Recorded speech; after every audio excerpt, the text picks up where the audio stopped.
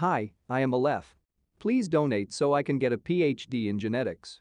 And please do not ban this video, try to engage with the arguments instead. Sam Harris is a neuroscientist and author. He acknowledges the existence of genetic racial differences in IQ, but he thinks these differences are not worth studying. In 2017 he posed the following question to the author of The Bell Curve, Charles Murray. Why look at this? How does this help society for us to be getting more information about racial difference? That I am taking one side in an argument that is still legitimately contested. And all I can say is I am taking it on the basis not just of statistics in books, but personal experiences I have had where I think we are doing enormous harm to young people by making it harder to treat them as individuals. Harris later said that he did not think Murray had given him a great answer. And I have to say I totally agree with Harris on this point. Murray's answer was very poor. However, I still think it is crucial we have a society-wide discussion regarding the genetics of race and IQ. Here is what I would have said to Sam Harris if he had asked me that question. Sam, I am an economist. The central question of economics is the wealth of nations. Why is it that countries like the Asian tigers, South Korea, Singapore, Taiwan and Hong Kong can be technologically advanced, prosperous and peaceful, while most countries in sub-Saharan Africa languish in poverty? More importantly, is there anything poor countries can do to be more like rich countries? To increase their GDP per capita? To lower their rates of violence? To increase their technological capabilities? There are many variables that partially explain these differences. For example, a country's natural resource endowment. This is the case with the Gulf states, countries where the average IQ hovers around 85, but that are floating on a sea of crude oil, the most strategically important resource of our time. Cultural and political differences also contribute significantly, like in the case of East and West Germany, or the case of North and South Korea. These have been societies with populations that are genetically identical, but that differed in their level of economic development due to differences in political institutions and culture. The average genetic potential for IQ in the population also contributes significantly. And this is the point that economists refuse to accept or even discuss. You will find libraries of economic journals discussing the causes of economic development, and this variable will rarely, if ever, be mentioned. The fact that we are unwilling to talk about this is a problem.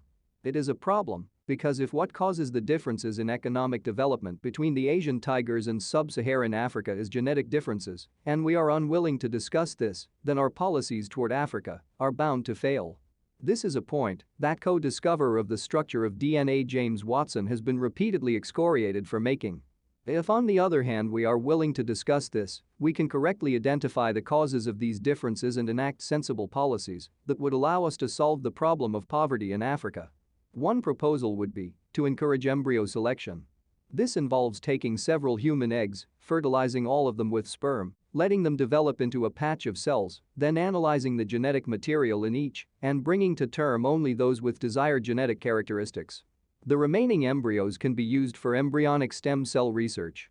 This technique is very common in places like Israel, since Ashkenazi Jews are disproportionately likely to have the genetic variants for Tay-Sachs, and so embryos are screened for the disease, and only those that don't have it are brought to term. If it is acceptable for Israel to select Tay-Sachs out of their population for reasons of public health, there is no reason for sub-Saharan African countries not to encourage an equivalent embryo selection policy directed at increasing the average IQ of the society.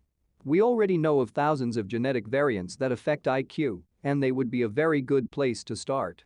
They need not only select for higher IQ, they could also select against sickle cell anemia, while also selecting for immunity to malaria.